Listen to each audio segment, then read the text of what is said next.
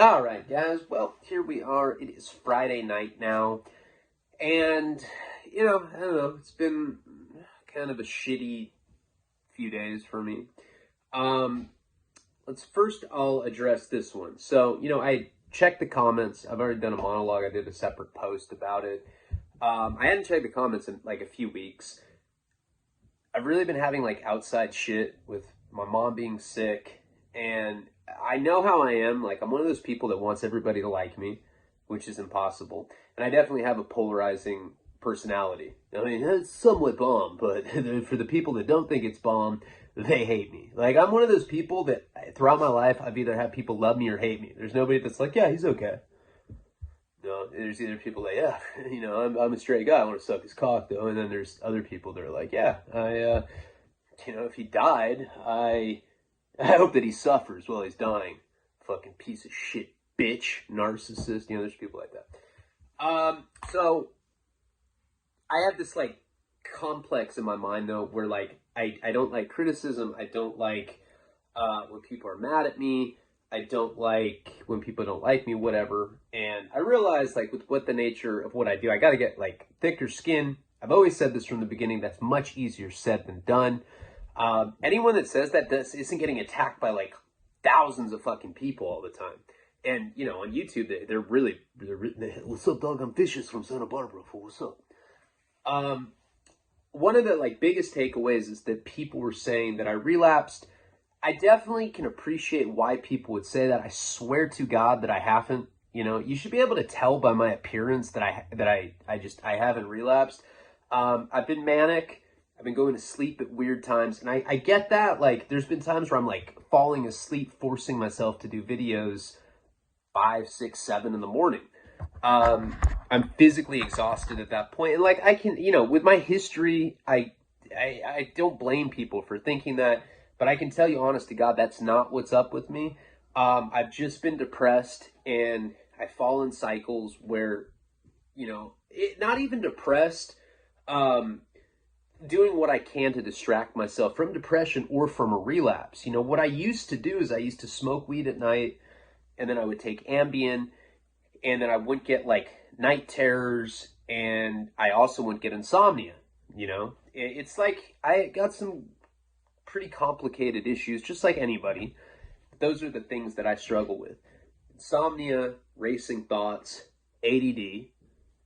I'm like butt fucking, and I'm like distracted. I'm like, oh, I should probably look at my tax returns again. Hey, don't stop, stud. I'm like, hey, hold on. I'm distracted, man. I didn't relapse. So, I don't know. You can believe me or you can't. That's not what's been going on. I've been having kind of some manic shit, weird sleep patterns, and I've been having like sinus shit to the point where I had to go to the doctor and they had to suck mucus out of my nose.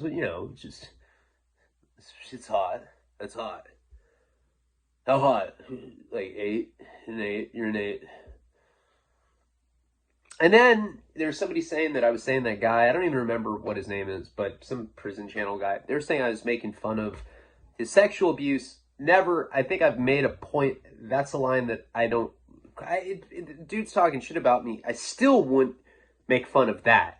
That's out of that person's control. It's like making fun of someone with a handicap. You should know me by now. Those aren't things that I like to. Those are lines that I don't like to cross. Even once in a while where like I like kind of like blurt something out that I don't really agree with what I just said, I'll say it right away. I'll be like, oh, yeah, like, shouldn't have said that.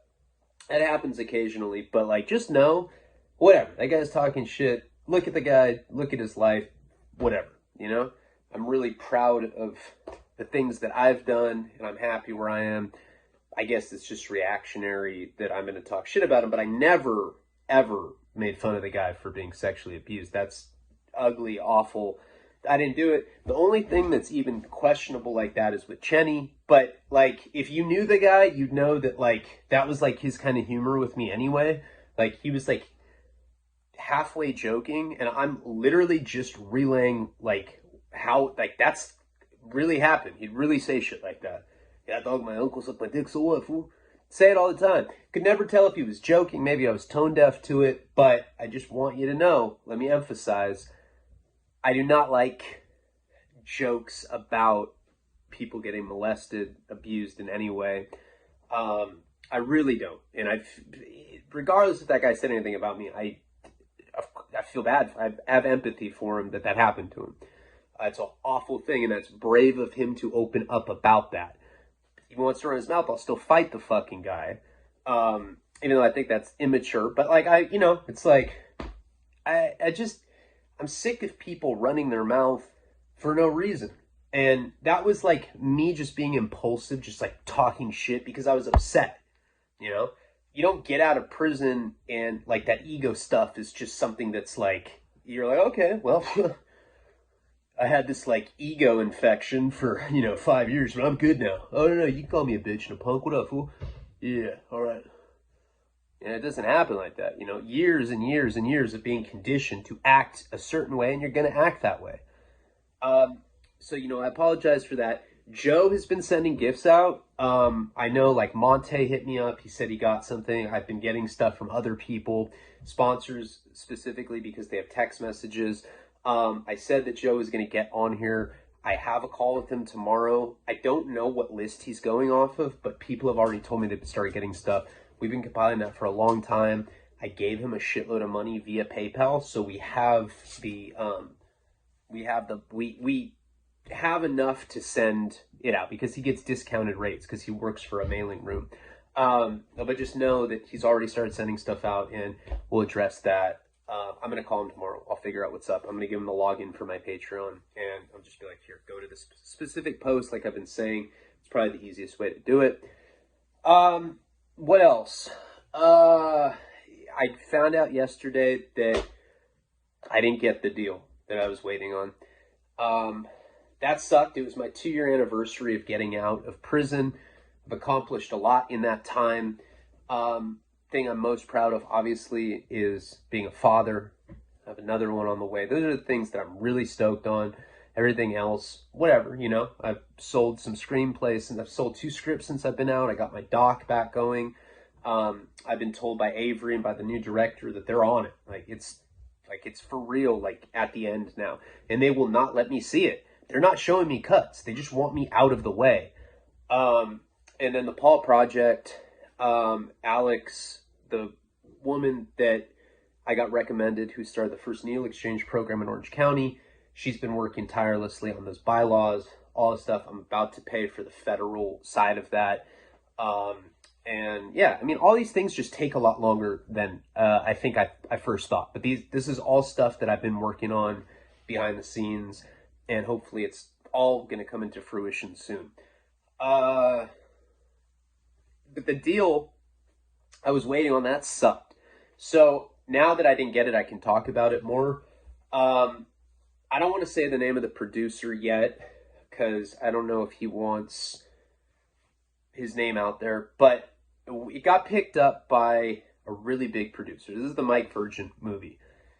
And like, this guy has like the movies that he's grossed have been like, he made like over $1 billion.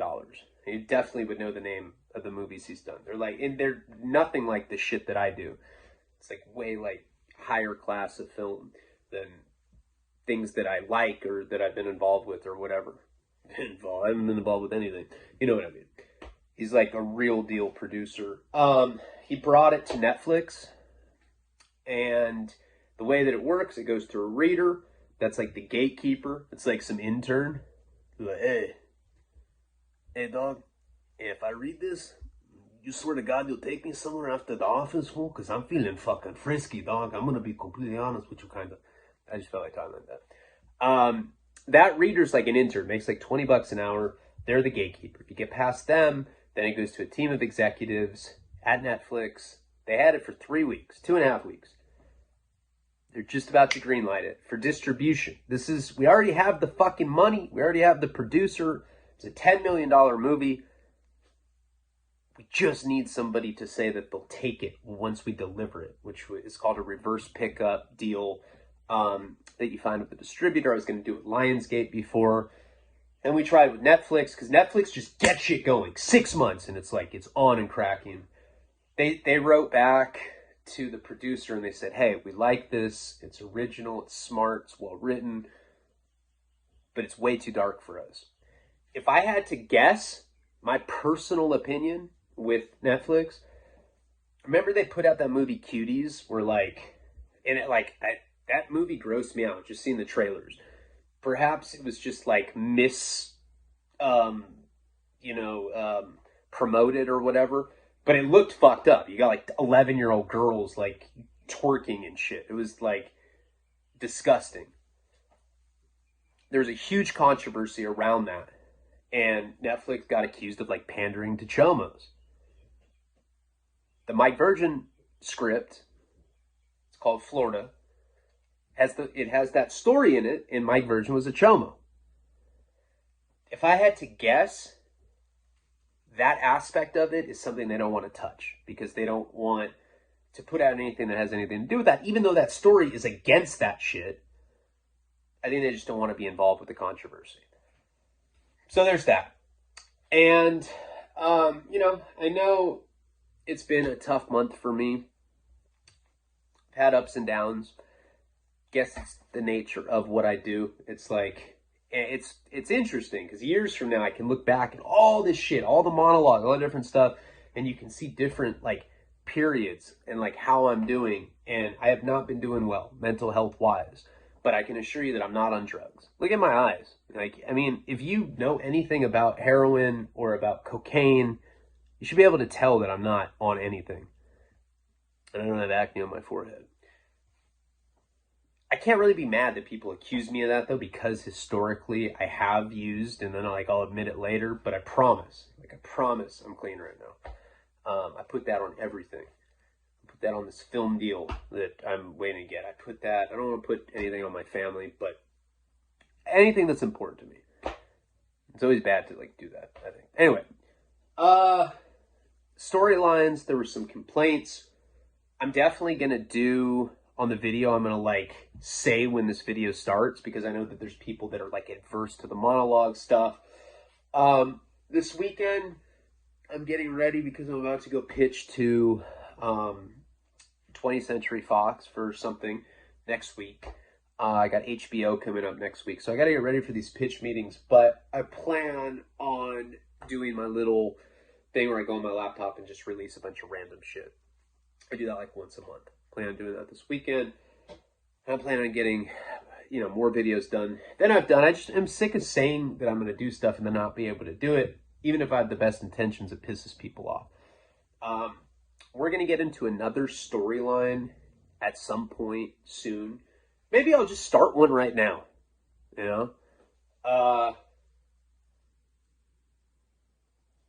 Well, I'm trying to think. I got to put a little thought into it, because I wanted to do a rehab thing, but I don't know how much of that we've already covered in the Florida one, and then there's different rehabs that I've gone to. I think I'm just going to do the Shaky Jake storyline right now. But I'll try to do another. Maybe I'll do the rehab thing after this. I don't know. I'm just going to go on some random shit. I don't even know where I'm going right now.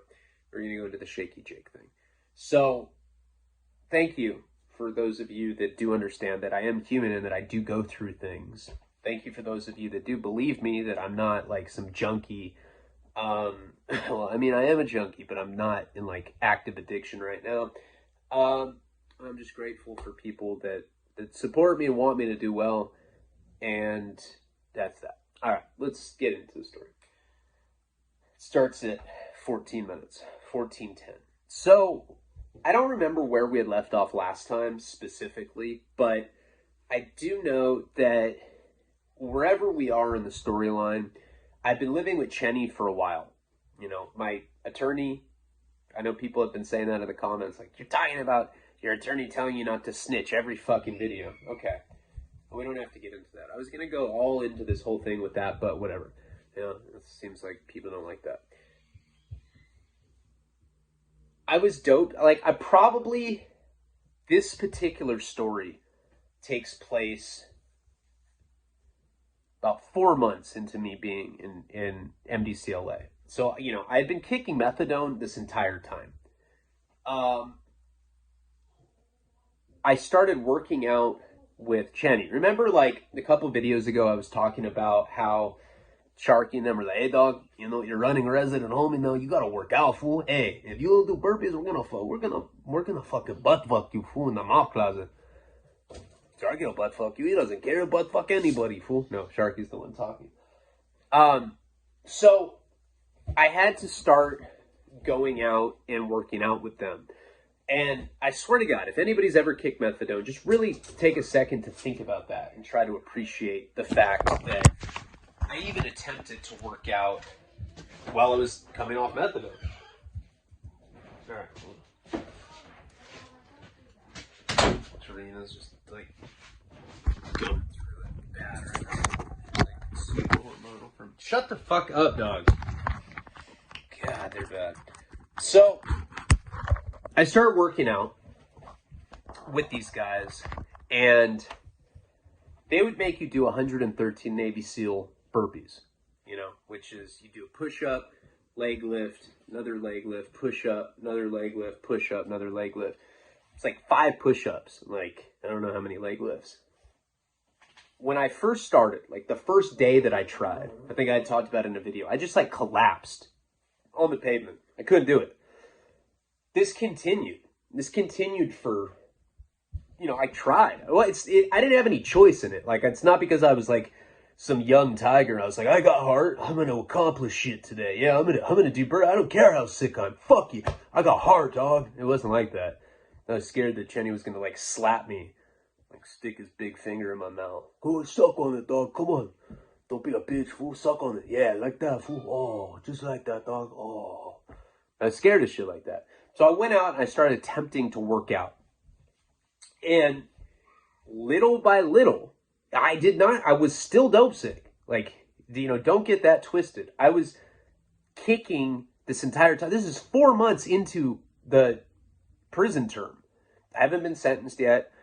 At this point, they hadn't brought me down from 10 years to 5 years yet. You know, it was like, that's what my attorney was like. He's like, well, we'll just wait on them. Eventually, they'll give in. I'm like, yeah, well, what if I'm here for 7 years? Oh, well, I gotta go. I was like, fuck, dude. So that was basically his plan. Like, let's wait it out, and hopefully they'll drop it down from the 10 to life bracket to the 5 to 40. While that's going on, I'm still living with Chenny. He's making me wash all my clothes. I'm in this just perpetual state of sickness, and I start working out, and slowly but surely, maybe like one day I complete 10 Navy SEAL burpees. And Navy SEAL burpees, by the way, are not like single pump, double pump, 3 pump burpees.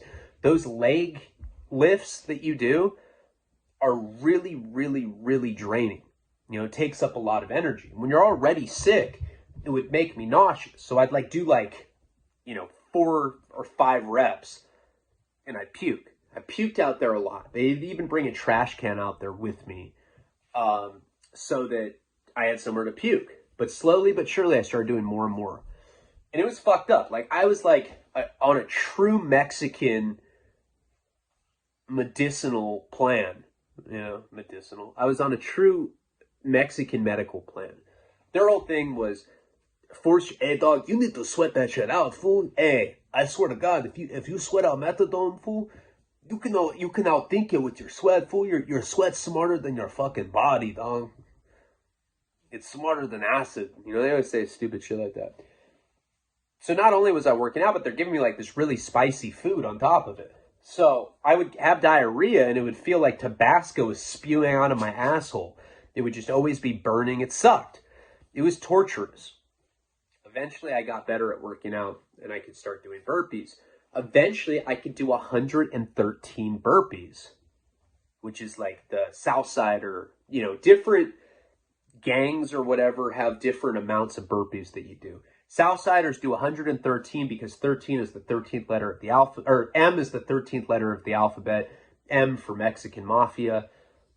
14 is Norteño. So, like, when you go through 13, you know, they'll go, sur, You know, when they get up, if you say 14, they'll say nada. And then skinheads will say 88 if you know, once you're at 8 or once you're at 88. It's like these stupid little traditions that they have when you get to certain numbers. It's very childish. Pekka was to 123, whatever. So I started being able to do 113 Navy SEALs while I was kicking methadone. Seemed like there was no end in sight at this time, you know, for me with not being sick. You know, I talked about this recently with Nico. It made me sad because he got a cold maybe like 3 months ago.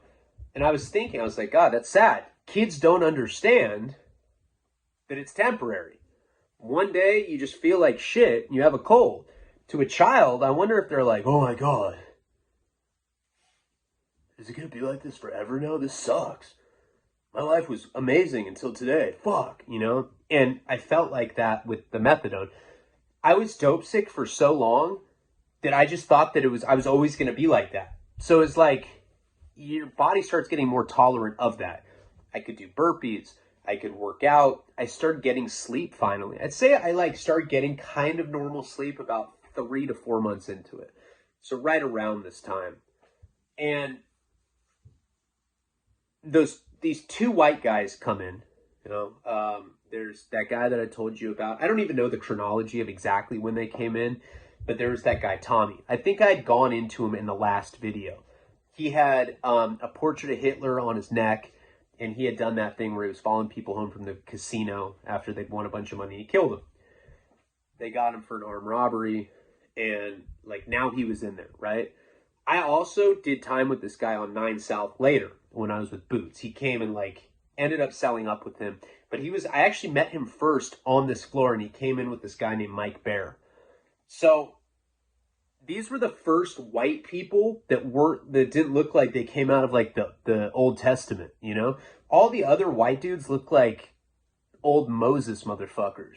They like have a crow on their shoulder. They're like, yeah, I feed him cheese. I don't give a fuck. They're just old, decrepit old men. They all look like chomos. They had like canes. They'd be like sniffing Pice's asses when they bent over. I was like, I think that guy's a sex offender. Oh, me too. I was like, I'm talking about you. Oh. And he'd like recoil, and go back into his cell. So when these two white guys came there, Tommy and Mike Bear, this might have been before I started working out with them. I don't remember. You know, this is a long time ago. But whenever they did get there, the significance of that is that these guys were like actually not old white guys. You know, they were like young white guys. I'm not saying they were cool. I'm not like, damn, dude, that Hitler tattoo, fucking female, dog. Yeah, all right, white power. You know, I wasn't like that. But seeing people that were young, to me, it represented getting away from the Southsiders because I was getting sick of it. It was torture. I was shitting out Tabasco sauce. I was getting forced to work out while I was kicking methadone. Eventually, I just would do it. I just did as I say, became a robotic bitch. I was like, should I dip the strawberries in chocolate? Nah, I'm not very hungry, dog, but I'll tell you if I am. Okay. And I'd like go back into my bunk. I did a lot of reading at that time. I was reading a lot of different books. I remember I read the book Blow. But when Mike Bear and Tommy came in, Tommy wasn't there that long. He ended up getting moved out of there. I think he went to the hole. Don't remember why. May have gotten a dirty drug test or something. I don't even remember why, but Tommy wasn't on that floor for that long. But Mike Bear was. Now, when I first moved in with Juice, all that time before, when I became a resident Southsider, the reason that I became that way is because I had money. That was it. When Juice left, Chenny moved me into his cell because I was a come-up. I was going to store. I was coming back with these huge laundry bags full of food. And he knew that I was like soft. He could get over on me. And that basically he'd be eating my food if he moved me into the cell. You know? I know that he got sick of me. I'm not an easy guy to live with if you're not OCD. If you're just like a normal person, it's hard to live with me because I'm so messy. But this guy was like OCD, anal retentive, like straight up Nazi Southsider. He had like blue eyes, like a blonde mustache. I was like, hey. He's like, whoa, whoa, whoa. I hate Mexicans. I was like, He's like, oh, I'm just kidding. I don't know. It's just a birth defect, man. But, you know, he was definitely like a very militant guy. So I think he was itching to get me out of that cell anyway. When Mike Bear came, he was celled up with this guy, Tommy. But Tommy ended up leaving for some reason. I think he went to the hole, like I said.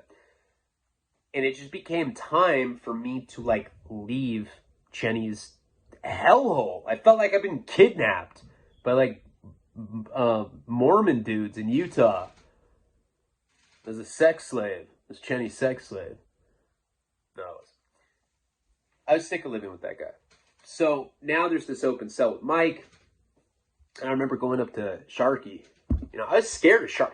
At this point, I had seen some fights. I can't remember, like, the details of them per se. I know that a paisa had hit someone with acoustic guitar and some of their teeth had gotten knocked out. And that was pretty violent because the acoustic guitar had, like, you know, the bridge or whatever. It's, like, sturdy enough to just knock somebody's fucking teeth out. That had happened. Fist fights had gone down.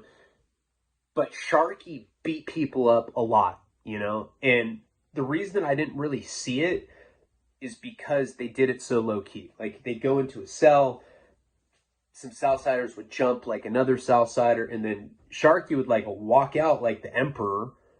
He had, like, a cape on. He's like, oh. No, that's Darth Vader.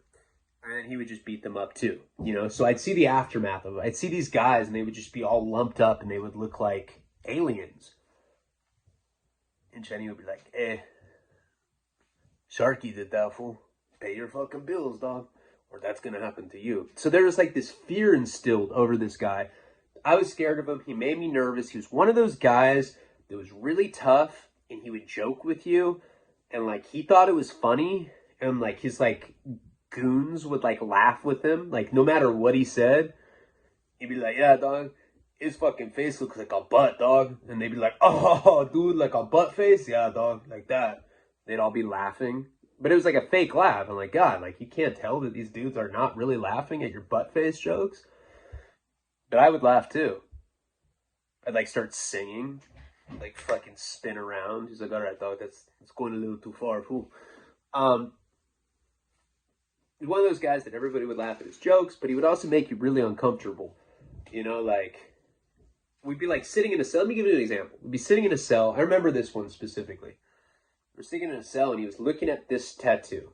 At the time, I had this half sleeve done. So I had, like, the jaws, I had the sun and all this stuff.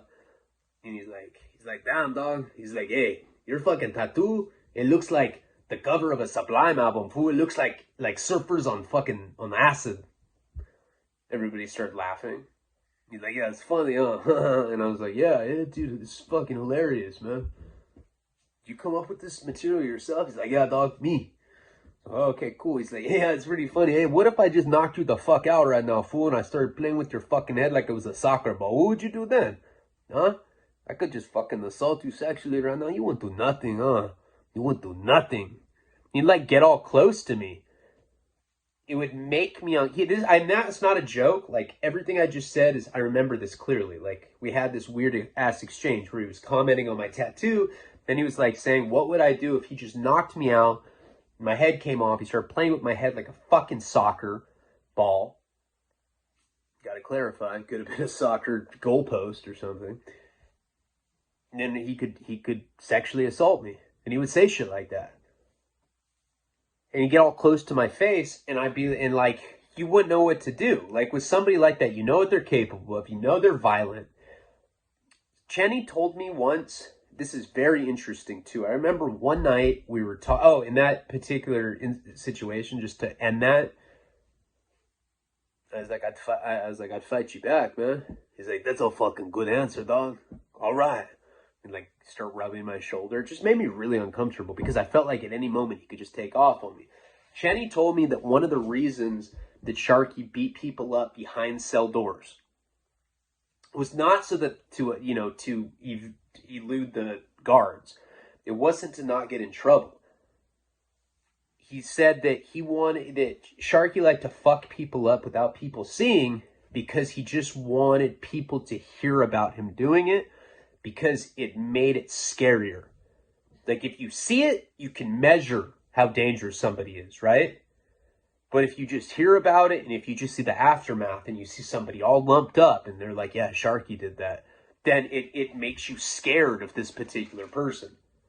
And that always stuck with me. That was like, that was like something that I found really interesting. It's like, this guy was so scary that he actually kind of like strategized how to be scarier. It's like, yeah, I'm gonna start wearing a Freddy Krueger sweater. Fuck it. I don't know. Just when I'm mopping shit. Just want to scare fools, He was like that kind of guy. Like a cold calculated. He was like a shark, dude. That's why they call this motherfucker Sharky. That's why I did that. He would beat people up so that, like, the myth of Sharky would be even, like, crazier than what it actually was. But he was a scary guy. So anytime I had to ask him for anything, I was always scared. Because it was like the movie The Godfather. People would have to go ask him stuff. And they'd be like, hey, Sharky, hey, man, this would be Southsiders. Hey, dog, hey, check it out. My baby mama, she didn't get her unemployment check this week, fool, and I'm gonna be like $6-7 short on my bills, and I was just coming, to get at you and kind of like let you know, so that like nothing, just to communicate with you, dog. And you could tell that they were scared. I'd be in the cell with them. I'd be like eating a nacho. I'd be like mid bite, and I'd just like stop and like listen. And Sharky would be like, "Hey, that's okay, dog. I'll cover it. Gracias." And I'm like, "Oh my god." You could just see like relief wash over this other person's face. I had to go ask Sharky to move to Mike Bear's cell. I'd met Mike. Mike was a weird guy. It was like an egg-shaped fucking face. Just a weird looking dude, Have you ever seen the old Batman show? Like the one with like pow, bang, all that shit? There was a character called Eggman. This guy that was just bald. He looked like, Dr. Evil in Austin Powers. Kind of looked like that. That's how this guy looked. But he had like a goatee and he was just super fat. He looked pregnant. He was like skinny, but just with a huge belly. Guy was hilarious though. He's one of the funniest dudes I've ever had time with. I wish that I could get a hold of him because he'd be great to, like, that guy was so fucking funny. Me and him kind of hit it off. He started telling me his story. He was from North Hollywood. He originally from New York, moved to North Hollywood. And he said one day he was hanging out like at the bus station and some young girl, I don't know how young, over 18. Had to have been over 18 because she was busted by the feds as well. Like, people would see them, like, they'd take the van to court together. People saw this girl. She was definitely, like, not a minor. But he said that he met some young girl on a bus. She was, like, a runaway. He got off the bus, and he's like, hey, you look like you're lost. And she's like, yeah, I just ran away. She was like from like Alabama or something. I don't know where she was from. But she's like, yeah, I just ran away from my stepdad. He's a fucking psycho. And now I'm in LA and I don't know anybody. Will you be my daddy? I swear, that's exactly how it went down. And he's like, yeah, I'll be your daddy, baby. And so they started going around. He got her all twacked out on meth. She became some like typical runaway that's running around North Hollywood smoking meth. And they would go and they would steal mail from people's mailboxes. Me and him started having conversations way before I ever moved in there. But like basically what they would do is just go around to different people's houses, go through their mail, and they would do identity theft. That's what people do. It's a very common thing, especially for meth addicts. They go around, they steal everybody's mail, and then they find credit cards that haven't been activated, and they try to make profiles. They do social engineering. They'll call the person's house. They'll be like, hey, this is so-and-so from Verizon, and, there's been some unusual activity on your account. Just want to verify your social. Uh-huh. Okay, and your date of birth is January 9th, 1967, correct? Oh. August 3rd, 1985. All right, let me fix it in my notes. That's how they would get the profile. That's how identity theft goes on. People fish people's social security numbers, date of birth. They have the credit cards. They activate them. They run them. They live off them. And that's what this guy was doing. He was doing mail fraud. And somehow he had gotten a key that would open all public like blue mailboxes from the U.S. Post Office. If you'd like stolen one from like a, from like a mailman or whatever. So they had these keys. They'd go around and they just get these huge sacks of mail. They lived in motels, smoked meth. She called him daddy. Thanks, daddy. I love you, poo-poo daddy. It was like that kind of thing. They ended up getting busted. Now, Mike had already been to the feds one other time. He's like, dude, this is not my first time here. I've been here twice. I was like, God, what a loser. He's like, I know. Why are you living with Mexicans, man? What's going on? I was like, well, I didn't come in with the skinhead, man. I wasn't so lucky, They've been making me eat spicy Mexican food until Tabasco comes out of my asshole. They've been making me do burpees while I'm kicking methadone. He's like, damn, bro. Come on. I got an empty bunk. You're going to move in with me. So I had to ask Sharky. So basically, it's some weirdo shit. It's like having to like break up with someone. I was never good at that. I'm just not good at ending relationships like that. Especially somebody that can stab you in the face if like they don't agree with what you're saying, which was him. I guess I've had girlfriends like that too, but Sharky was very scary. So I went into his cell and I was like, it's like, Mr. Sharky, sir. He's like, what's up, fool? He's like, I can already tell that you're fucking nervous. What did you do? What did you fuck up? Come on. Sit down on the bed. Tell me. Tell Papa. What's going on, dog? I said, look, man. A white dude came in. I know I'm homie. And I take the homie title seriously as fuck. When I'm out of here, I'm thinking about joining some sort of, plaster union or something. He's like, huh? I was like, hear me out. The lessons I learned from the Soreños are fucking valuable, man. And when I get out of here, I'm going to tell all the white people I know that you guys are all right. He's like, hey, did you practice this? I was like, yeah. He's like, you're doing fucking terrible, fool. What the fuck are you talking about? I was trying, and I'm like, verbatim, that's not what I said, but it was something like that. That was my angle. Like, I was trying to make it humorous because, I talk about it in Wasting Talent. One of the things that I do, and I think that all drug addicts do, or a lot, is they use humor as a way to kind of deflect sensitivity or other emotions. I was scared, so I was trying to make a joke out of it. And it was like, kind of like racially, roasting.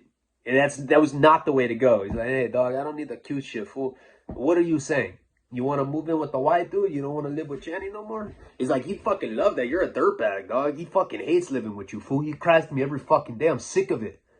But let me tell you something, fool.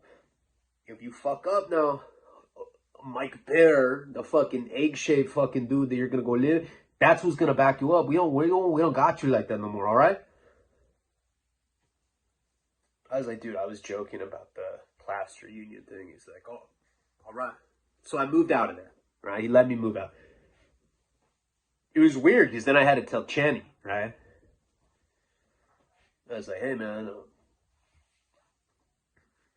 can I sit down? He's like, what do you mean, can you sit down? You live here, dog. What are you trying to say? I was like, and with him, I didn't try the whole, like, plaster union shit. I was like, look, man. It's like, I know you don't like living with me. I love living with you. I love getting beat up. I love burpees, even when I'm sick. I love having to clean 3 times a day. It's super fun, but I gotta go, bro. I gotta go be with, like, another white guy. He's like, okay. I was like, here, I'll give you $20 for the store, too. He's like, okay. All right. I love you. Okay. I was like, all right, cool. So I ended up leaving. That was it. Move in with Mike there. So now it's like a completely different chapter for me in federal prison. This is the first time that I'm like living with like somebody that I actually like. And believe me, that makes all the difference in the world. I'm sure you can imagine living in an 8x10 cell. You live with some weirdos. Remember Tom? I'm from South Wichita. Like guys like that suck. Move in with Mike, and this guy was one of the funniest fucking people I've ever done time with. I mean, he was funny, we would just talk shit about everybody. And we had a lot of fun in there. He didn't have a lot of money. You know, once in a while his dad would send him something. I had money. It was whatever, you know. We started eating good in there. I start working out with him, you know, but he does like egg-shaped head people exercises. He's like, yeah, today we're going to hula hoop, bro. I was like, okay. This is way better than the Southsider car. All of a sudden, all my structure went away. So, around this time, right around the time that I move in with Mike, a couple things happened that stick out in memory. You know, usually when you move in with someone in the feds or in the state, anywhere, anytime you move in a very small space like that, usually stay up the first night, all night talking, just getting to know the person, you know. And with me in particular, I tell stories. People tend to like that. Sellies do. He was telling me his stories, whatever. You know, you guys are both going through something shitty together. You kind of make the best of it. Very quickly after I moved in there, my attorney came to see me. Here we go with the attorney, but I'll keep it very brief. And he's like, well, I've got some news for you. They have found Ronaldo Mendoza. Now, let me explain something. My indictment, I was on something called the Mendoza clan. We've talked about this, a lot in the past. The Mendoza clan was an Oaxacacan, Indian tribe that was in Mexico. It was this very old-ass tribe, and they grew heroin in Mexico. They grew poppies. A lot of heroin does not get produced in Mexico. A lot of it comes from Afghanistan, Cambodia. Airplanes come to Mexico because it's kind of like a central hub for smuggling shit into the United States. It kind of acts as proxy for other cartels. This Mendoza clan, the thing that I was part of, was an actual cartel based in Mexico that had Indian roots. They're part of this tribe and they lived on Holy Land or whatever for the natives. They produced their own poppies. I didn't know any of this until later on. And one of the reasons that the feds, it was so hard to catch these people, is because they would use this very antiquated or arcane language of old Occitan Indians, it was like in fucking clicking noises. 6 clicks is like an L or something. I don't even know.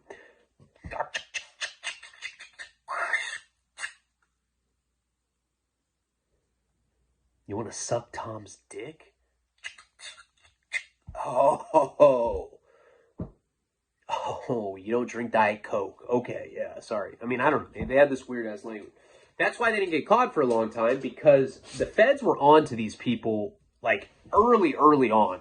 They knew who this particular cartel was, I don't know, years before they ended up getting busted. They had wiretaps. The CIA was listening in on these guys, but they were, they could not figure out what that meant. It was like a weird clicking noise. I heard the tapes, but for the CIA tapes that they ended up giving the FBI and DEA. When indictment goes down from the feds, we've talked about this before, it is an indictment that has to go to the grand jury. So they get as much evidence as they can. For my particular case, it was a conspiracy. So they got 109 people, different evidence, different arrests, different people snitching, different dope recovered, whatever. For me, it was 2 different state arrests. For other people, it was wiretaps, whatever. And then they present the evidence to the grand jury, which is made up of, prosecutors or whatever, I believe. I'm not sure about that part. But if there's enough compelling evidence to indict somebody, you're indicted. The warrants go out, feds come and arrest everybody. That's why people generally don't beat the feds. Generally, when you get busted by the feds, you're fucked because the grand jury's already indicted you, so you've already lost. Technically, can you win? Yeah. But that's like saying, hey guys, you're wrong. Let me tell you why you're wrong. It's like starting backwards. Like you've already lost, and now you're trying to like win back your loss. That's what it is. The way that these indictments work is they generally have somebody that's at the top of the indictment that is their main target. In my case, it was a guy named Ronaldo Mendoza or something like that. Something Mendoza. It was the Mendoza clan, so it was a Mendoza family.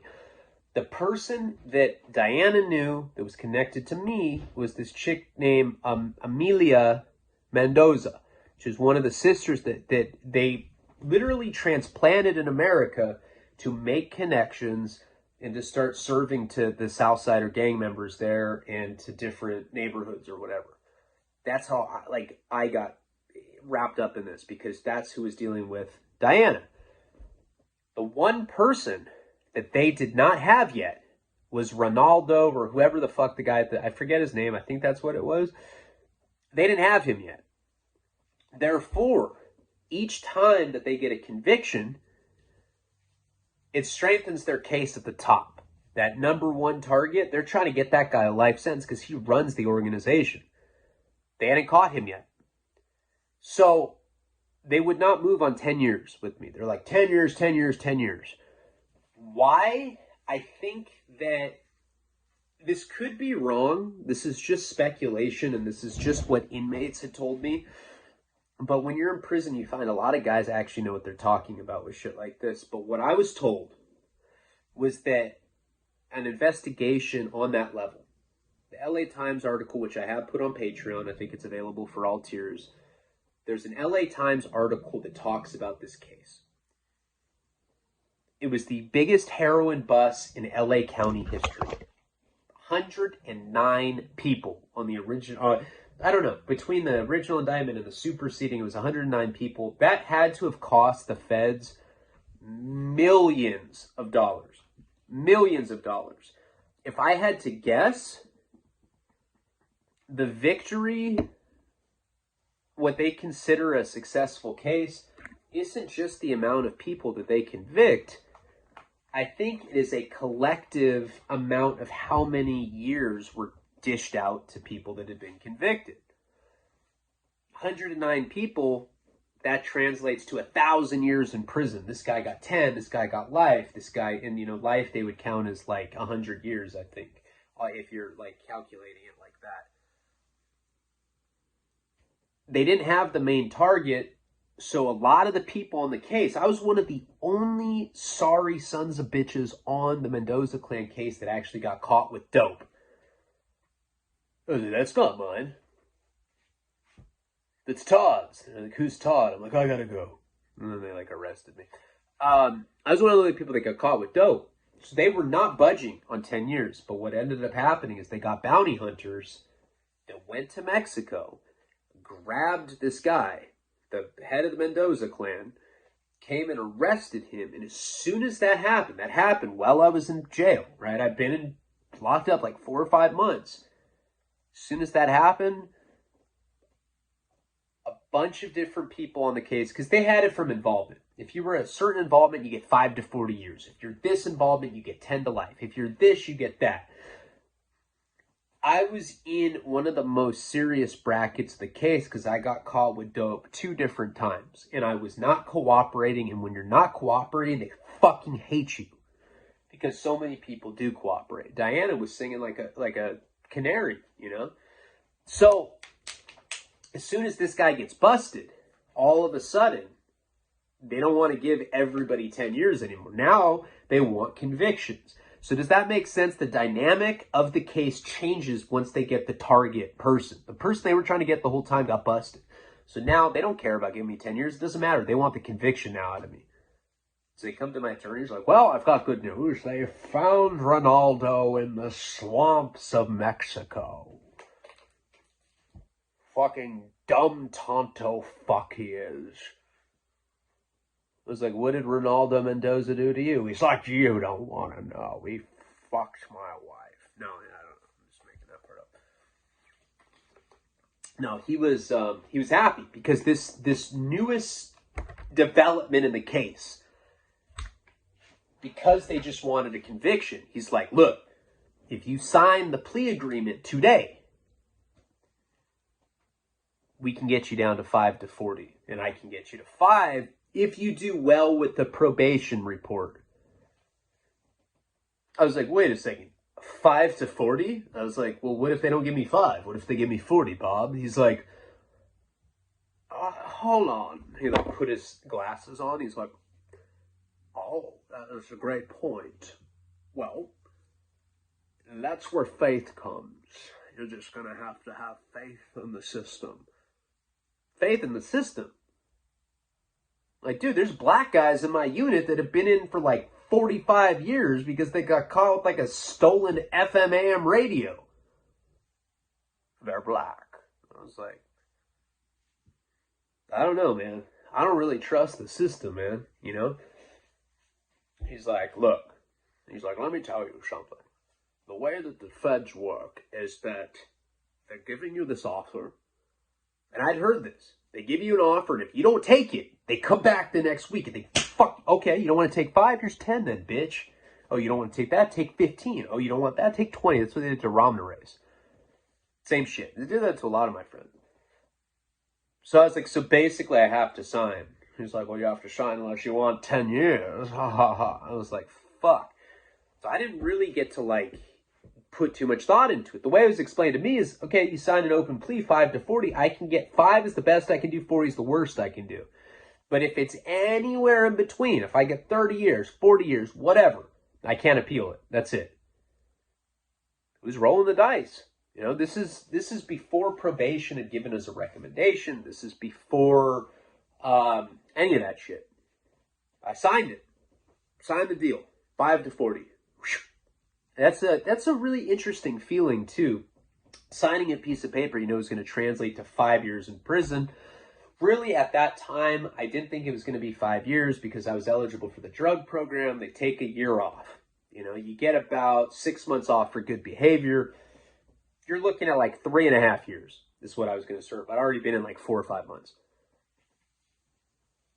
6 months when I went to court and changed my plea to guilty. So I signed this deal, and the next step was going to be doing the probation report. And when you're in federal prison, when you catch a case, the United States Probation Department, who's in charge of supervising you once you're released, comes and does what's called a pre-sentencing report, a PSR. That's the Cadillac of paperwork, baby. That's what you want. Your PSR says everything. If you've ever snitched on any case, it'll be in there. It's like 70, 80-page document. Everything you've ever said to a cop is on there. If you were arrested ever and said something to a cop, it's going to be on there. People get killed over these PSRs all the time. You're not allowed to have them in prison because they're so revealing. They're gnarly. That's when I found out when I had gotten arrested for assault on an officer, where I was like, I'll tell you who the biggest heroin dealer in Santa Barbara is. And then they didn't believe me. It said that on there. That didn't get me in trouble, though. I showed that to people, and they thought it was pretty funny, you know? Because it says on there, right there, if you're a snitch. If you've ever dry snitched, it says, any of that shit is on there.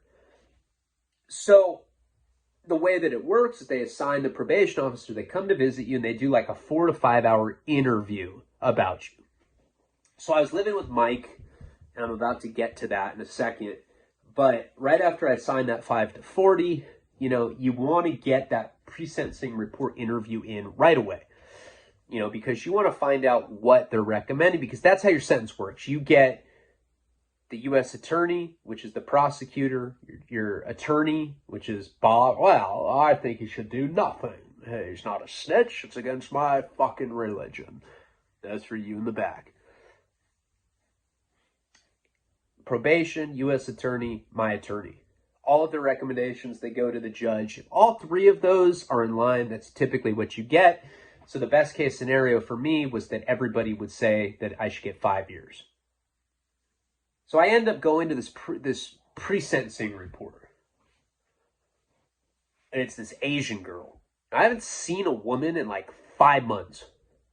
Like smelling her hair and fingering my ass. My attorney's like, can you not do that? I was like, you're distracting me, man. She wasn't good looking by any stretch of the imagination, but by that point, I was fucking tube socks, like, all the time.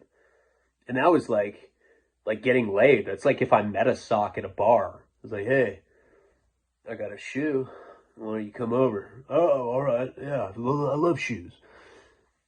So just seeing this girl right off the bat, the reason I'm saying this is because I was nervous. And I looked like shit at this point, you know? I was like, I'm still kicking. This is at the end of my kick, but I'm just like pale. I have zits everywhere. I just look like a fucking straight up dope fiend.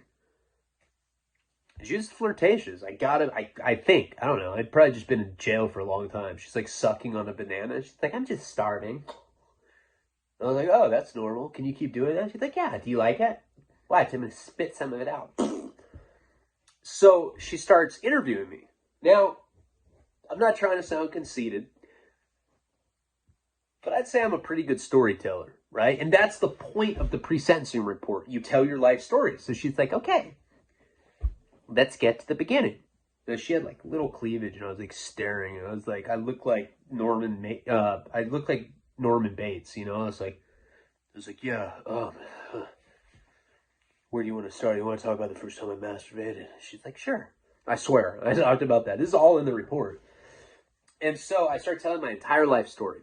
She's telling me all, you know, she's like asking me questions as things progress. We get to, you know, my early drug use in high school, all that stuff.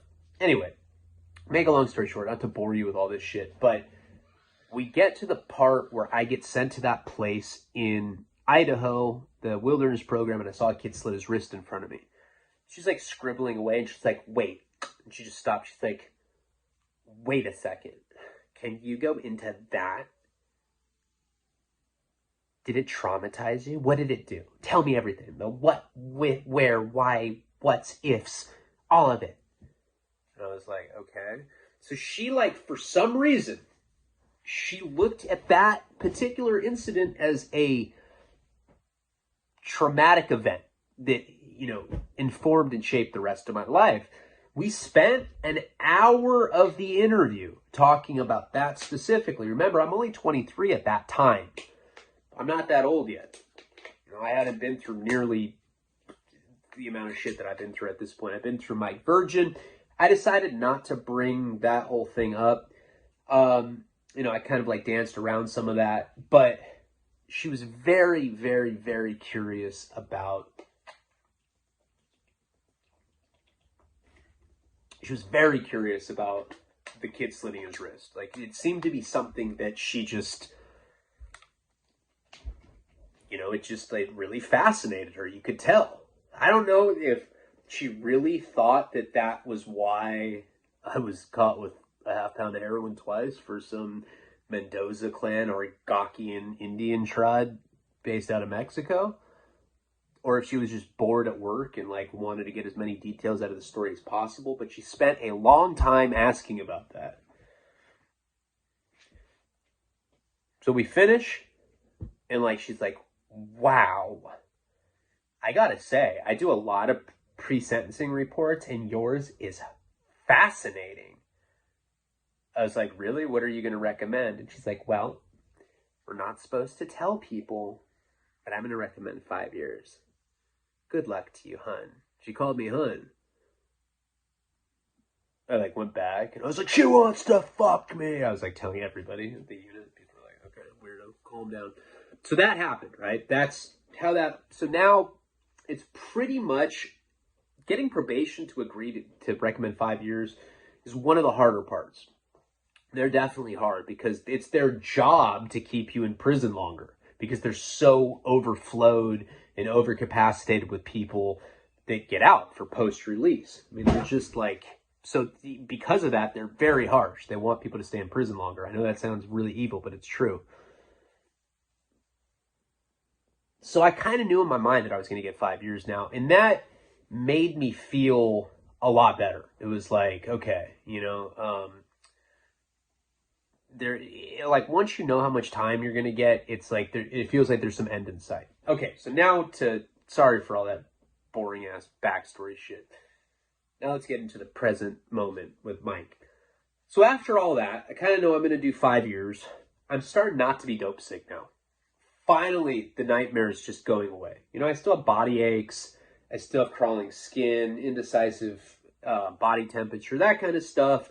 You know, I don't think I've like had a solid bowel movement in like 6 months. You know, it looks like straight up like string of spaghetti coming out of my asshole. It's like this like kind of like slithery, solidified thing. It's not wet, but it's not dry. It's just like some slithering string that comes out of my ass. It's kind of like Hershey's, you know, chocolate for like an ice cream sundae or something. It's really gross. I'm sorry for the details. It was like the phlegm of shit. So I hadn't gone back to like shitting like a normal person, but whatever. I was like pretty much feeling normal at that point. Right around that time, drugs hit.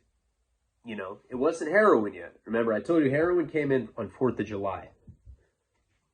But weed came in, right? And of course, Sharky, being who he is, like, anytime any drugs come in to the facility, you know, he gets like 20% of them, whatever the cut is, you know, that gets thrown to him. They end up giving some to the big homies that are like in the hole.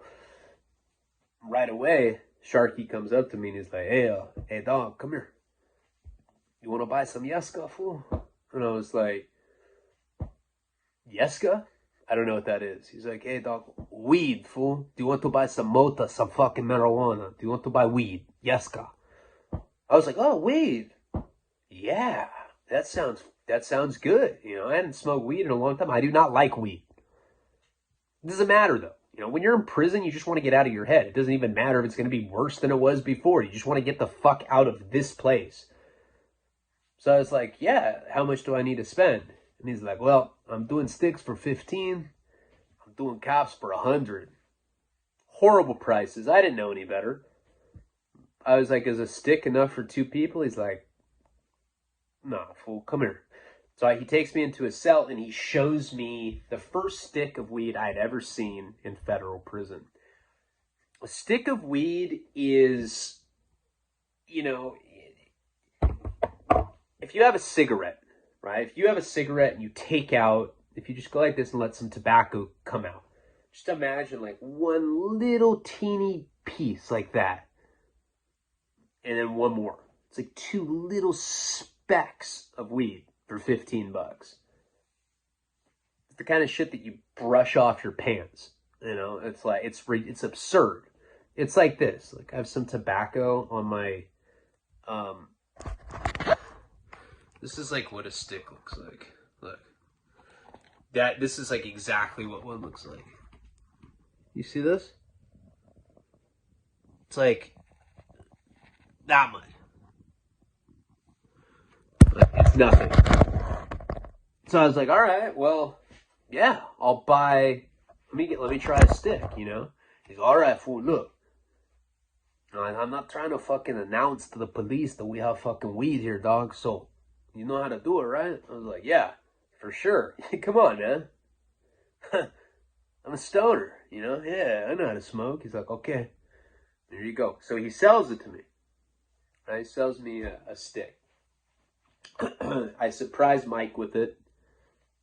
And my plan is that I'm going to give him the stick after lockdown. Remember, so they locked down at like 9 p.m. So we locked down. You know, and Mike and I would always like kind of like, we'd make like, one thing that I remember eating a lot was Ritz crackers. You know, we'd like buy Ritz crackers and then we'd like get a block of mozzarella cheese, kind of like make little slices of cheese, put it on the Ritz, and we'd like eat these hors d'oeuvres in the cell. So I know it's just fucking sad lifestyle. We locked down. I'm like, hey, look, Mike, I got some weed. He's like, what, really? I was like, yeah. He's like, do you know how to smoke it? I was like, no, do you? He's like, no, bro. I was like, I thought you'd been to the feds before. He's like, I did, but I got like bailed out. He didn't even do a term before. He got like, I think he had to do like 2 or 3 months at MDCLA and he got out. Like he didn't even go to prison. Like he just stayed at that particular detention center. He didn't know how to do it. Even though it was the second time in the feds, I'd been there for a while. I'd seen other people light stuff like with batteries, but still I didn't know how to turn this little teeny stick into something that we could both smoke. So I was like, okay, look, I've seen people smoke cigarettes before. They use the wax paper on the cigarette roll. I was like, so I'm thinking that that's what we should do. Roll up a stick. I had batteries because I had a radio. But we didn't have the little Hershey's chocolate aluminum wrapper that you make like the little loop.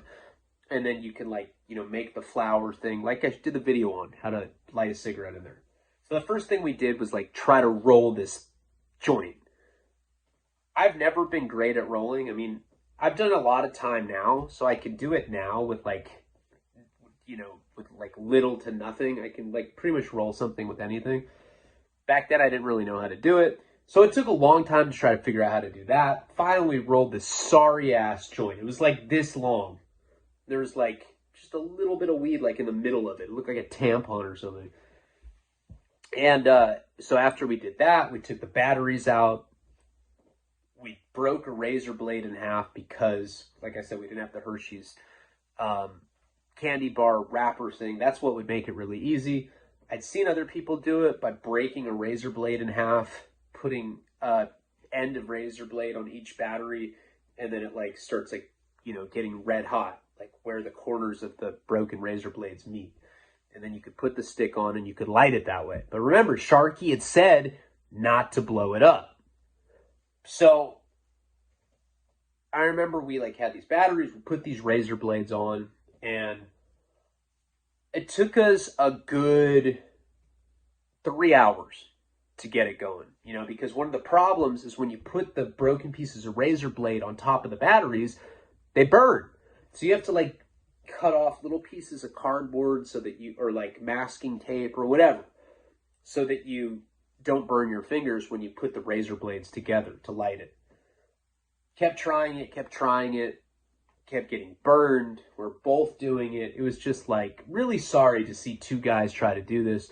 We both wanted to get stoned so bad. It didn't matter. We had all the time in the world to try to figure it out. Eventually, like I have it in my mouth. Mike is like fucking with the razor blades. All of a sudden, bam, we light the joint. But it's like mostly paper. And it's just super harsh trying to hit it. We had no plan if we actually got the thing lit. Like how to conceal the smell or whatever. And we had seen other people, like a lot of people do, is they'll get baby powder and they'll fill it up with the sock.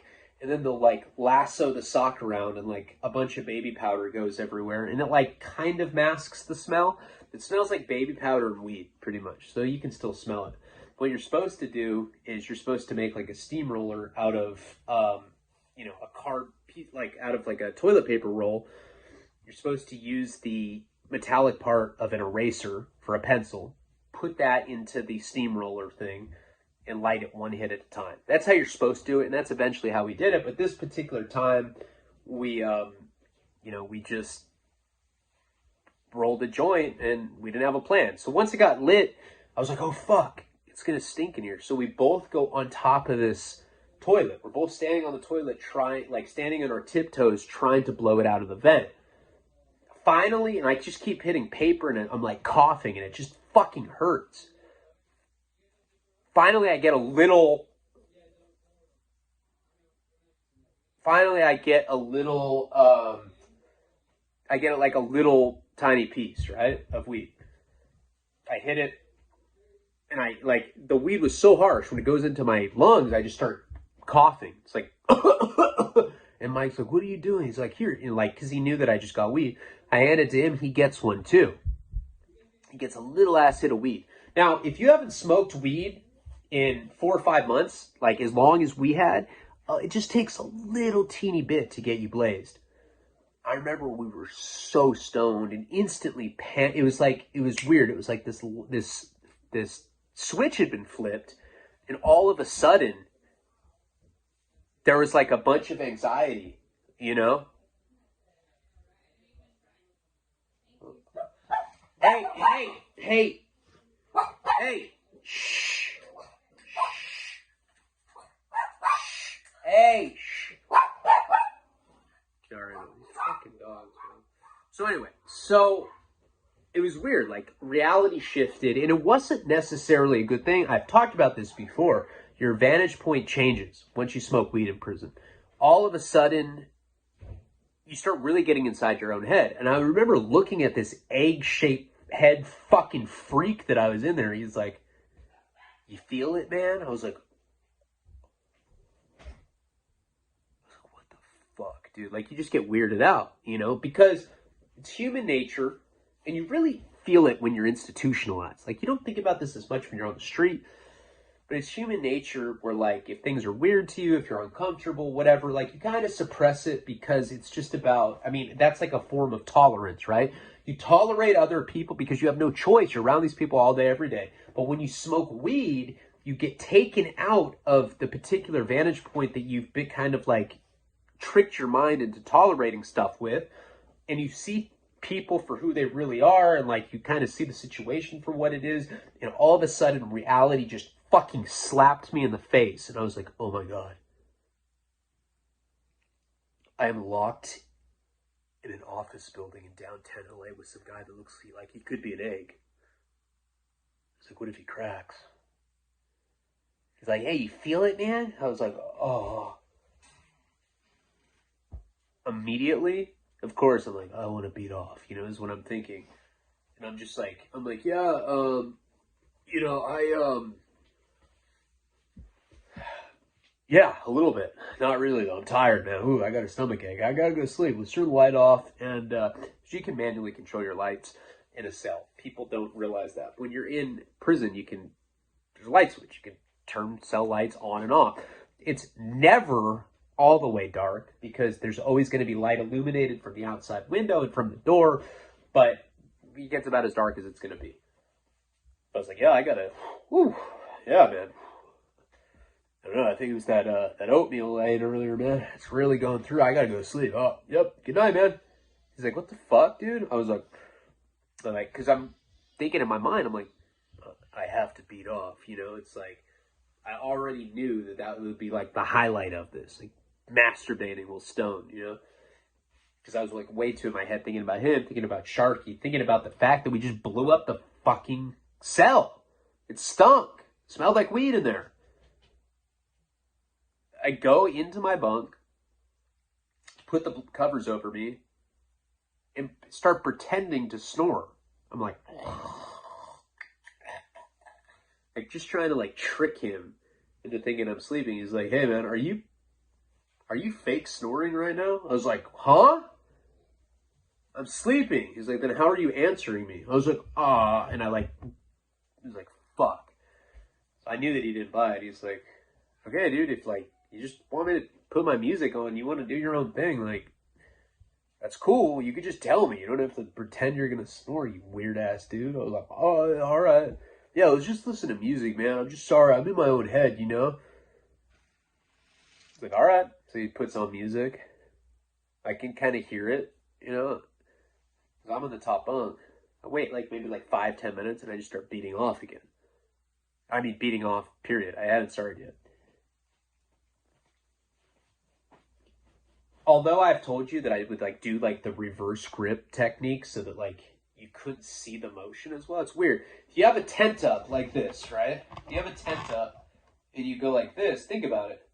It's different than like that way you don't have to hit the blanket so you don't see any movement. So this is the way to go. The reverse grip like this.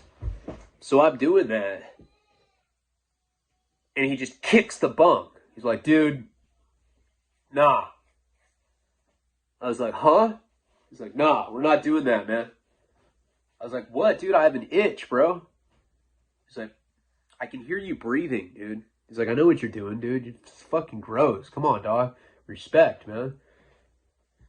I was like, God, all right, Mike. I'm sorry. I don't know. I'm stoned, dude. I'm sorry, bro. Sorry. I won't do that anymore. I wait like 2 minutes. Fucking attempt it again. Kicks the bunk. He's like, bro, I can feel the bunk bed vibrating, man. I can hear you. I was like, I thought you were listening to music. He's like, I knew what you wanted to do with the fake snoring, man. What the fuck? I was like, sorry, Mike. I'm going to sleep. And then I passed out. really awkward the next day, you know? Like, now we're not stoned anymore. I felt hungover. I remember somebody crucified me in a video. They're like, you don't get weed hangovers. Yeah, you do. If you haven't smoked for a long time, you feel groggy and fucked up the next day. How do you not know that? You get super stoned, even off a little teeny hit like that. So I end up going to Sharky to get more. I want more now. I go to him, I go in the cell, and he's like, hey, dog, we gotta talk, fool. Hey, I got reports that you blew up the entire fucking range with fucking Yeska last night, dog. Come on, fool. We fucking talked about this, dog. What the fuck, fool? And I'm like, oh, sorry, man. Dude's my cellie. He's like, now what? Now you're gonna snitch on another dude, man? What the fuck, fool? I was like, okay, yeah, it was me. It was me, and I'm sorry. Can I get another one? He's like, you need to buy 3 of the. He's like, look, I'll sell you 3 right now for 40. When can you have my money? And I was like, dude, you know I'm good. Next week. I go to store next week. I got you. He's like, all right, fool, here. And he like goes into his sock and he pulls out like a little teeny plastic bag. It's more than what it was. It was probably like, just a little teeny ball of weed. Nothing. It was like 3 of what I showed you before. Nothing. Like a little ass amount. I bring it to my cell and Mike's like, he's like, did you get it? I was like, dude, I got 3 of them. He's like, fuck yeah, bro, good work. He's like, you're not going to get weird tonight and try to like masturbate again, are you? I was like, nah, man. It's all right. I was just, I don't know. I was constipated. Beating off like kind of helps my stomach, He's like, yeah, whatever, bro. I was like, where should we put it? He's like, here, give it to me. I'll hide it in my legal work, in this little, I don't know, this drawer thing that's under the bunk. I was sketched out, to have weed in there, because if you get caught with weed in federal prison, you get like an additional 5 years. They don't give a fuck what drug it is. If you get caught with drugs, you get an additional 5 years. They'll charge you for that. Mike's like, we're good, man. They're not, they're not going to hit the unit or anything. So I'm laying in my bunk and shit. Mike's like out in the day room. He hid the weed under his in that drawer thing that I told you about. I'm sitting there and I was reading. I remember what I was reading too. I was reading, oh God, dude, what the fuck is the name of that book? Who cares? Right? Who gives a fuck, dog? Shit, I might have been reading a magazine. I don't know. It doesn't matter. I was reading something in bed, and I look up and there's a cop. There's a guard standing in my doorway. He's like, Leone, get up. Hitting the cell, man. As white as it goes. I was like, what do you mean? He's like, I'm hitting the cell. You got to get out while I shake the cell down, man. He's like, just a random search, man. I'm searching the cell. I knew the weed was in there. I was like, fuck. And we blew it up the night before. They leave notes. That's why cells get hit. If there's suspicion, they leave notes, then they get hit the next day. So I had to jump off my bunk. I had to get my little, flip-flops on that you wear, around the unit. And I walked out, and I walked right downstairs to where Mike was watching TV. No, he's playing cards. Playing cards on, like, a table. I went right down there. I was like, dude, Mike. I was like, what? I was like, dude, our cell's getting hit right now. And he just looks at me like, are you serious? I was like, yeah. And we will get into what happens with the rest of this in the next installment of Shaky Jake. I am going to do a video tonight, no matter what, right after this. I'm going to do Wasting Talent. I'm going to try to do 2 more. Fuck it. Karina's mad at me anyway. I was about to say, I love you, baby. Palabre, guys. Palabre.